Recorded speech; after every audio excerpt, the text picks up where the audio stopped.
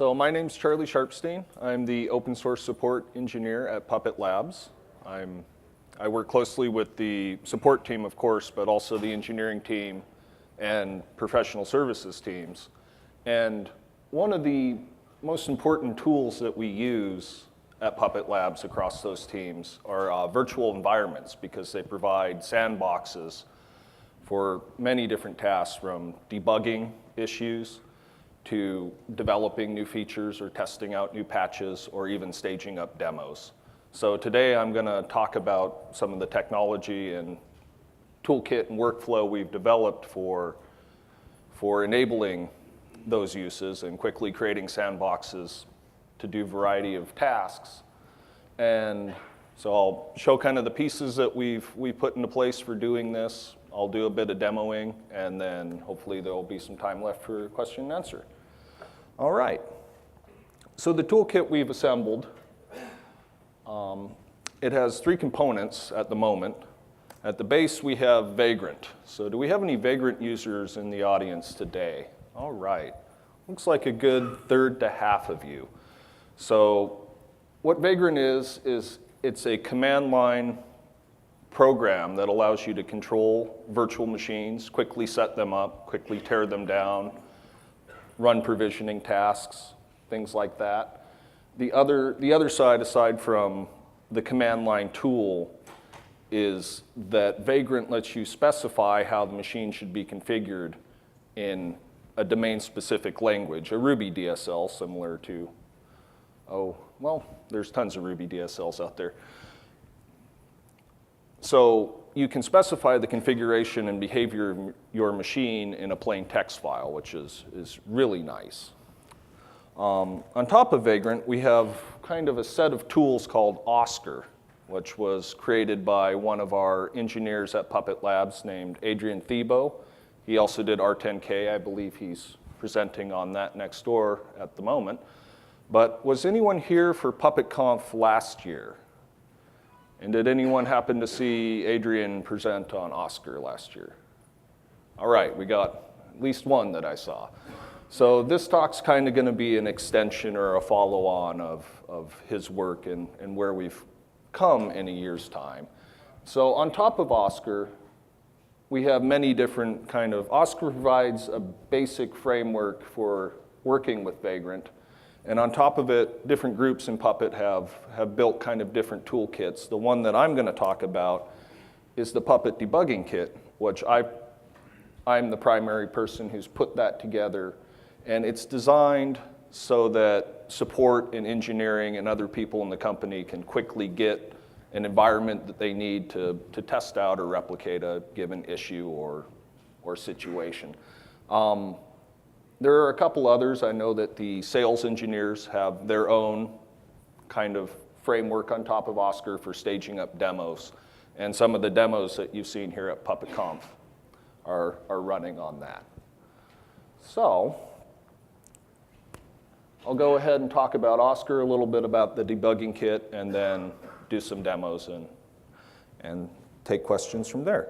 So Oscar, a lot of people, they refer to Oscar, and what is it? Well, it's actually a collection of Vagrant plugins. So in addition to specifying your configuration in a DSL, Vagrant can also be extended to handle different tasks. So we have a lot of common tasks that we need to do when we're setting up a new virtual machine. The first is that we need to assign IP addresses. When I first started, most people did this just by remembering a list of static IP addresses in their head. They'd increment the number by one every time they copied and pasted some configuration to make a new virtual machine. And so one of the plugins that is included in Oscar is it takes care of IP address allocation when a machine is created and releasing that IP address when the machine is destroyed. And so it functions as kind of a pseudo DHCP server. You don't have to run one inside the virtual network. You can eliminate that variable if it's not important to the problem that you're dealing with. The second plugin provides a domain name resolution, mainly by configuring etc hosts. So again, it's an alternative to running a DNS server inside your virtual network. You can get rid of that variable from your investigations. Finally, we have a plugin that manages the installation and configuration of Puppet Enterprise. So if I need version 288 running on CentOS 5, this plugin takes care of all the details that go into making that happen. So before this, we all had in each team a collection of bash scripts that accomplished this task, and every team had their own script that they had written. And now with a Vagrant plugin that's included in Oscar, we can all share the same way of installing Puppet Enterprise. So it makes it easier to collaborate among team members. And finally, the Vagrant configuration, like I said, is a domain-specific language. But when we're investigating tickets and I go up to someone and I say, hey, I need a CentOS 6 box running Puppet Enterprise 3.2.3 in an agent configuration, talking to a master on another Ubuntu box running Puppet Enterprise 3.2.2. There isn't any conditional in that statement that I just rattled off. It was all data. So the fourth plugin in Oscar allows you to separate the configuration into static data, and then it manages the transformation back into Vagrant's configuration language. So those four plugins together are Oscar. These are the names of them if you were to install them into Vagrant. You can use any of the four by themselves, but Oscar combines them all into one meta package that's easy to install and bring down.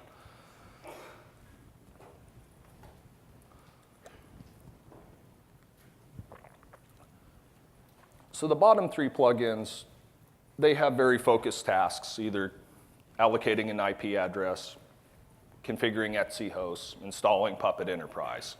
So they extend they extend Vagrant in very specific ways. The top one, Config Builder, that does the logicless configuration from pure data, that one's a little interesting, so I'm going to spend some time talking about how it works, because the debugging kit and our demo environments are extensions of this concept. So a Vagrant configuration, when you look at it in Ruby, if you don't have any if statements, you really don't need the Ruby language. So you could just pull all the data out and leave a lot of the syntax behind. So what Oscar does is it allows you to specify your machine configuration in this case, the most common storage for this data is YAML, but the framework is extensible. You could store it in JSON or XML or whatever you please. We like YAML. The only downside of it is that you have to be careful with its white space significance. Sometimes you'll get a hidden character. You'll get a tab where one shouldn't be, and things will go south. But overall, YAML's a pretty good storage format for this amount of data. And so what Config Builder does is it reads in that data hash. It says, okay, I have a list of virtual machine definitions. One's going to be named Puppet Enterprise 332 master. It's going to get a VM template from a certain location. And so a neat thing that Vagrant just did a couple weeks ago was they launched a service called Vagrant Cloud, which allows you to publish your VM templates to a service where they're easy to distribute to people running Vagrant. So the box is the template that you're going to start this machine from, and any box name you see that has a slash in it, it's going to go to Vagrant Cloud, look for that person or company's namespace, much like a GitHub account, and then get the box on the other side of the slash. So we have a few under the Puppet Labs namespace that are popular operating systems like CentOS, Ubuntu, and a few others. Some have Puppet Enterprise pre-installed, some have open source pre-installed, Some have nothing pre-installed at all, which is what we use mostly for debugging when you never know what version of Puppet the next ticket is going to refer to. So config builder can take this data and transform it all back to the Vagrant DSL there on the left. Now, another thing, before you do that transformation back to the DSL, you might want to munge the data a little bit, maybe merge some stuff in, and config builder provides a set of what we call filters that the data gets run through before it gets transformed back to Vagrant DSL.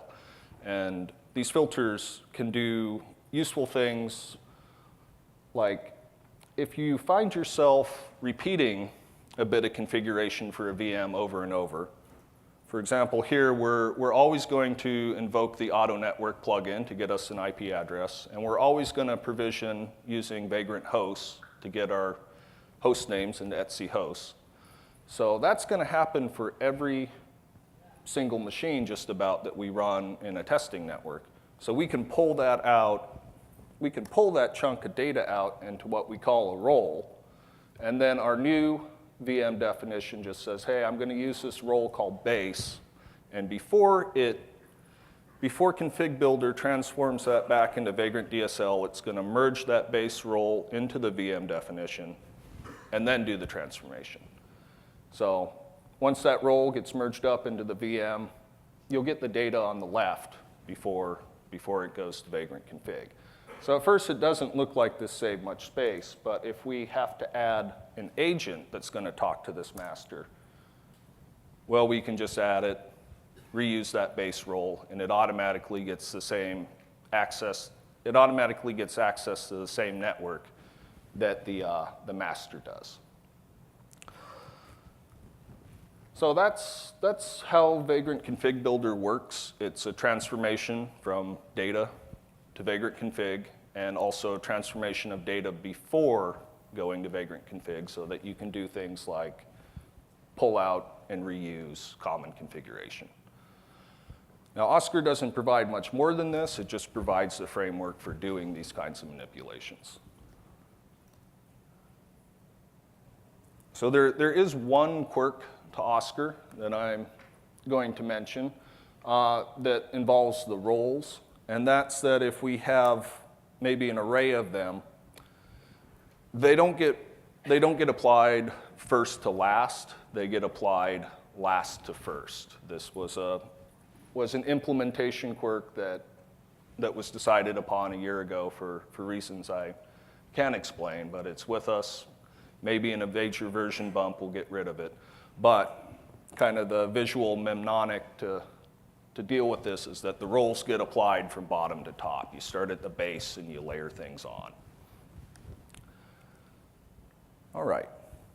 So Config Builder provides this framework for writing VM definitions and configuration that I can share with my coworkers, but it doesn't provide much more than that. So that's where things like the debugging kit come in, or the sales engineering team's demo environment. So what these are is primarily a set of roles for Oscar.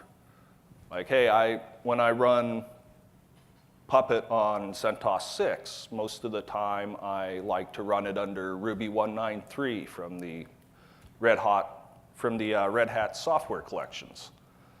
So I might write a role that applies that to a CentOS 6 box or a Red Hat 6 box.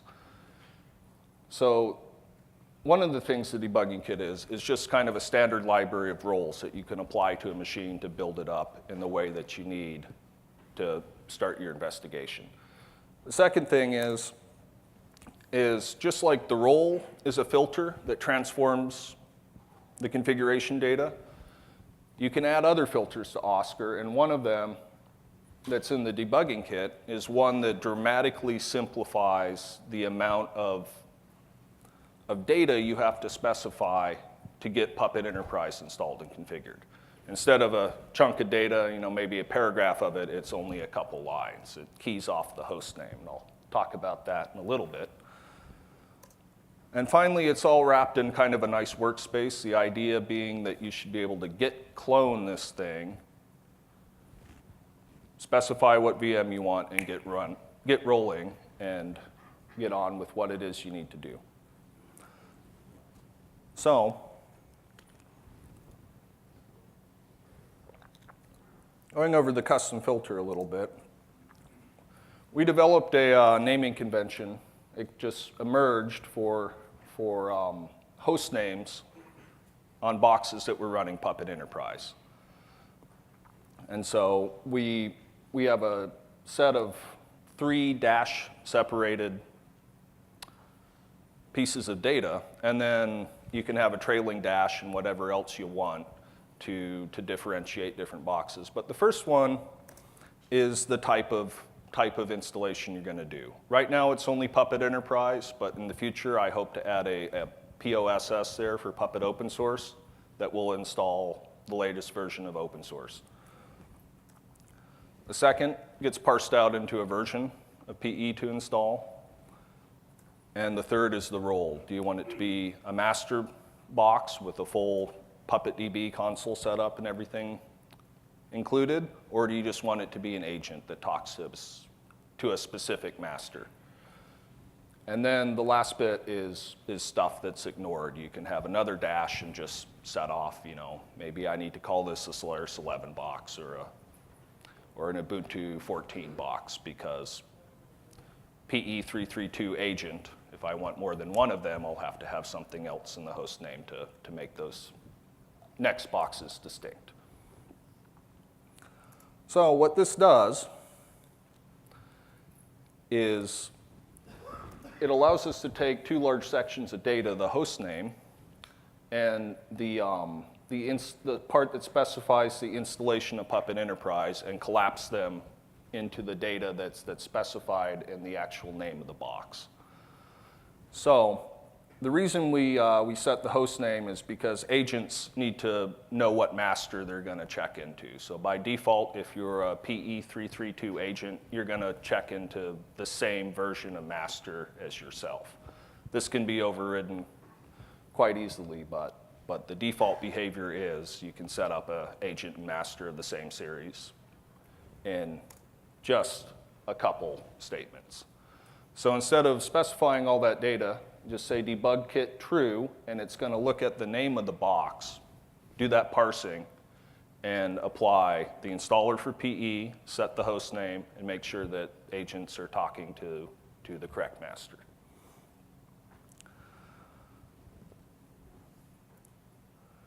And so that allows us to get really concise configurations for setting up new boxes in Vagrant. And I'm going to go ahead and just show a demo of what this looks like.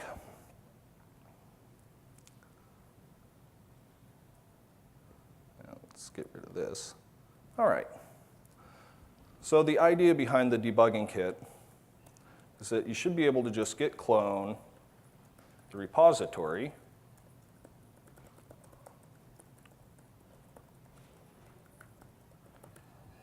And we'll see if the network is working. Cool. It's down. And let's see, inside here,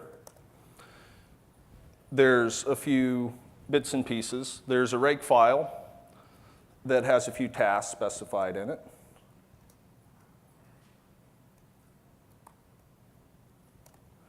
And so the debugging kit needs a little bit of setup to install plugins. So there's 2 ways of doing this. There's a global setup, which assumes that you're using the packaged versions of Vagrant provided by HashiCorp. So this will just do a Vagrant plugin install of Oscar and another plugin that we find useful for managing snapshots. The other type of setup is what I like to call sandbox. That uses that gem file to run Vagrant and all plugins under Bundler. Now this is kind of an advanced way of doing it because it can be a bit brittle, but it's awesome for developing and hacking on Vagrant because you can point a plugin to a git clone of the source, you can tweak it, and then you can immediately see how Vagrant responds to that change. Final task of note there is the setup POS. and that will clone copies of Puppet, Factor, and Hyra for use with, there's a role included with the debugging kit that sets up Puppet to run directly from a shared copy of those repositories. So Git clones them to the master, we mount that onto the guest VM, and Puppet runs directly from Git, which is great for debugging Puppet itself. You can move quickly between different versions of Puppet. It's one I use quite often. But for Puppet Enterprise at the moment, if you just do Vagrant status after cloning this thing, you'll see the default VM, which is a good sign that nothing has been configured. All configuration goes here in the config directory, and there's an example file that contains a few configurations for agent master pairs of PE33 and PE288, and then also one of the open source that runs directly from Git that I was just talking about.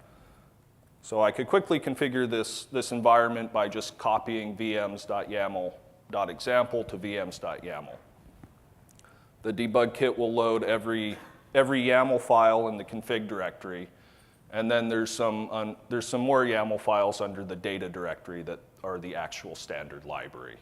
The idea behind that split being that you can put whatever you want in config. It's ignored by Git. If you develop something interesting that you want to contribute back upstream, add it to the standard library under data, which is right here in the top level of the repository. And then when you want to update the debugging kit, it's a simple git pull to get the latest stuff from upstream, and it won't mess with anything that you've customized under the config directory. So the idea behind this is that you should be able to just copy a chunk of YAML maybe someone sent you and add it to a file in the config directory.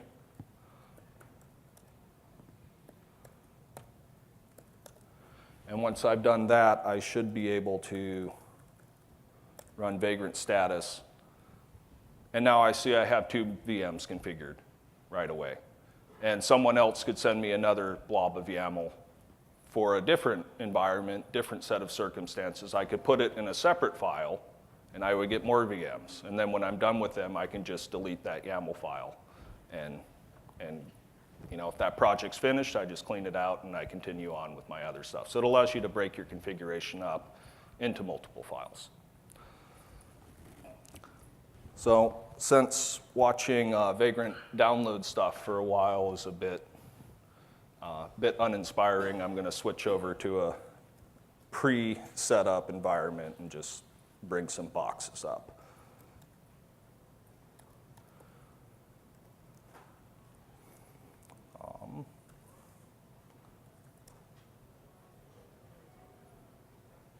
See what we got. All right. So I'll bring these up.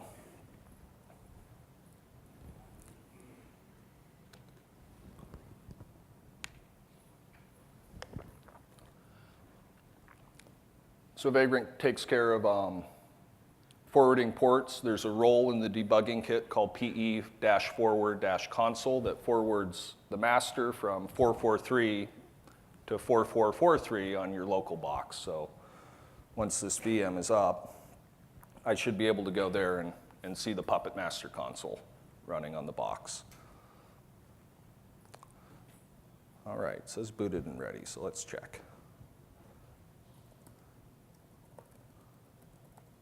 And the default username and password that PE build configures is admin@puppetlabs.com, password of Puppet Labs.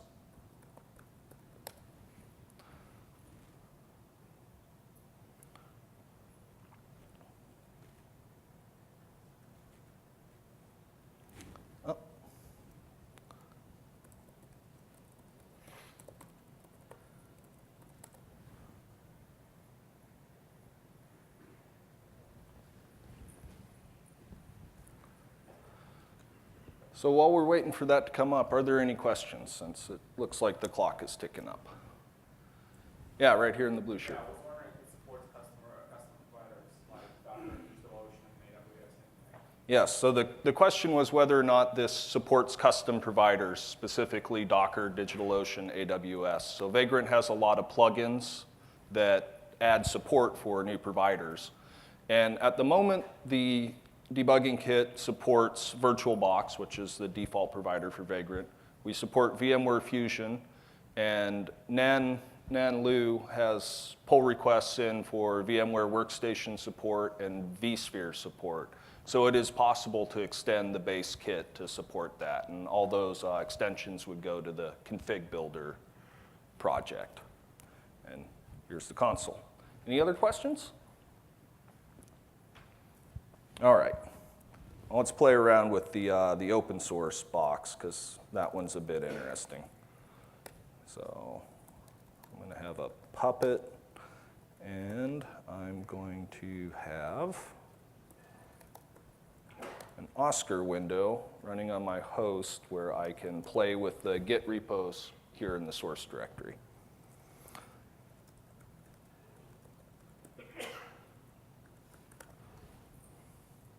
Oh, you'll see me do BE maybe by mistake. That's bundle exec. It's a habit that's hard to break.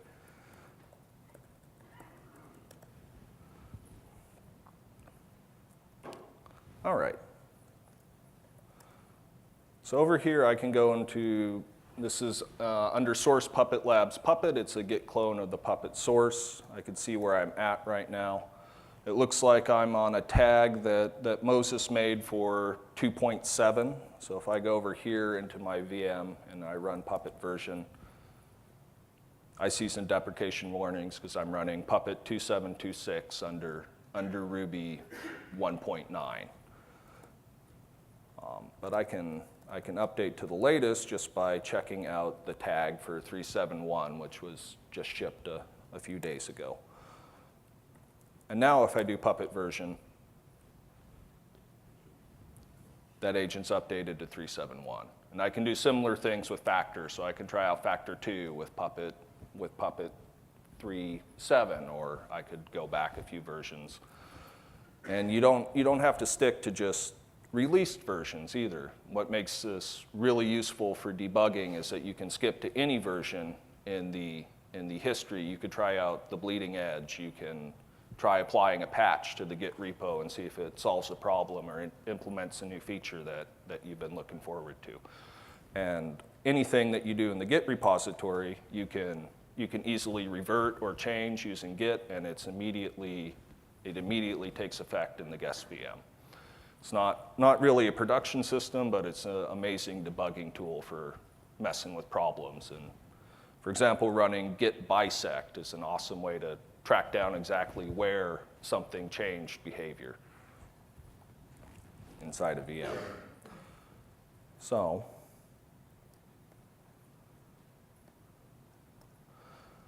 these are places that you can get the bits and pieces. There's Vagrant. There's Adrian's repository for Oscar. The other 4 plugins, config builder, PE build, hosts, and auto network can all be found under Adrian's namespace as well. And then under my own namespace, you can find the debugging kit.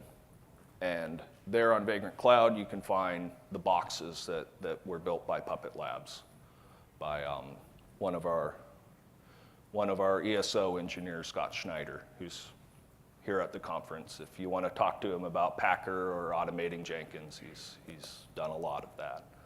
So are there any other questions I can answer?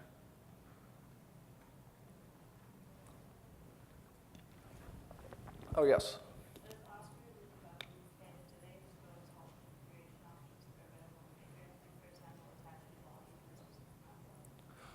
So the question was, does Oscar support all of the configuration and creation options that are available in Vagrant?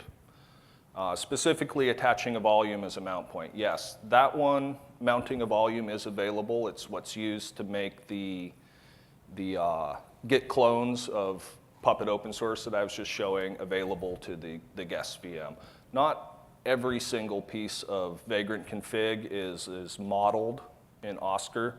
So if you want to check out what is there, let's go to Adrian's website, or GitHub page, I should say.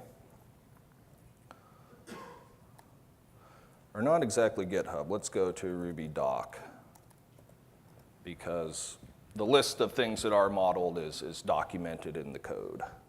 Let's see. We want Vagrant config builder. All right. So here under model, everything that has a model in the config builder is a Vagrant configuration that Oscar can work with and manipulate. So we've got quite a few here. Well, it wouldn't be in the base, but in the VM. So box URL, guest, host name, and providers, private networks, provisioners, synced folders is the one that provides shared network mounts. And the names of those all map back to what you would see here at the Vagrant documentation. So you can see there's quite a few in Vagrant. I just added all of the box configuration options a couple days ago, and as time goes on, more and more of this will be modeled. But right now, it's got like the 80% that we use 80% of the time. Yeah. Good question. Any others? Yes? What's your opinion on comparison of this project between Beaker and Oscar? That is a really good question. I was actually hoping that would come up. So the question is, what's the difference between Beaker and Oscar? So for those of you that haven't heard of Beaker, it's used by our engineering and module engineering teams, as well as the community members, to do automated tests of modules, acceptance tests, things like that. So the difference is that Beaker is very optimized for automated testing, running under CI and et cetera. This is the use case that Oscar's been optimized for is more of I want to create a sandbox, and then I'm going to get into it and manually mess around and explore and debug. So Beaker's geared more for automated use rather than human interaction. Do you plan on making the YAML syntax for that compatible? That's another good question. So Beaker is also configured using a YAML syntax, and the question was, do we plan on converging the two? That may happen. Like I said, I mentioned that one quirk in Oscar, so there's definitely iteration that we'll do on the syntax, and yeah, it would be great to get everything standardized on one. My immediate plans for where to go next with this is to do more automated configuration of open source projects, so automated installs, and also extend it to some of the things that we've just announced in the past couple days, like Puppet Server and Cfactor. And one thing I particularly want to get in here is quick access to nightly builds, so that you can stand up a box with the latest nightly that passed of open source that passed through continuous integration. So, but getting closer to Beaker is an interesting project. Any other questions? All right. Well, thank you for coming to PuppetConf, and I hope you all have a wonderful time.